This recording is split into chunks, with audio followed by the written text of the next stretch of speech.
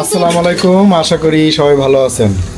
আজকে আমাদের বাসায় সরিষা তেলের বিরিয়ানি রান্না করা হচ্ছে। হ্যাঁ, সরিষা তেল একটু দেখাও সানি। সরিষা তেল, ছোট আলু আর মুরগির মাংস দিয়ে না দিয়ে রান্না হবে। রান্না হচ্ছে, রান্না শেষ হয়নি এখনো। আপনাদেরকে সবাইকে দাওয়াত।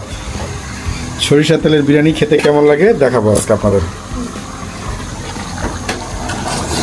এখন এটা নাড়া হচ্ছে, হয়ে গেছে, আর বেশিক্ষণ লাগবে না।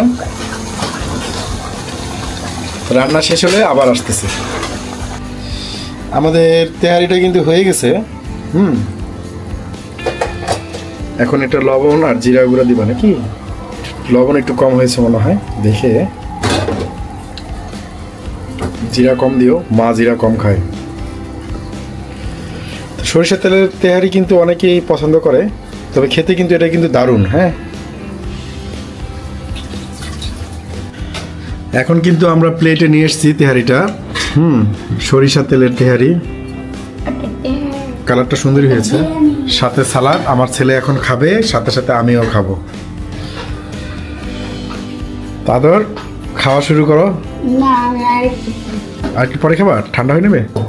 এই যে আমারটা চলে এসেছে, স্প্রাইটটা বের করো।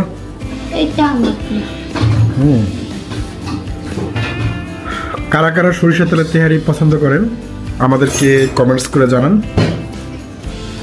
আমরা এখন বাবা ছেলে খাবো। আমার ছেলে কিন্তু এখন তেহারি খাওয়া শুরু করে দিয়েছে।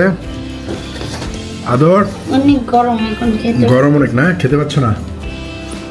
কেমন মজা। এই হলো আমার প্লেট, আমিও খাচ্ছি। মজাই হয়েছে। আদর তোমার ভালো লাগতেছে?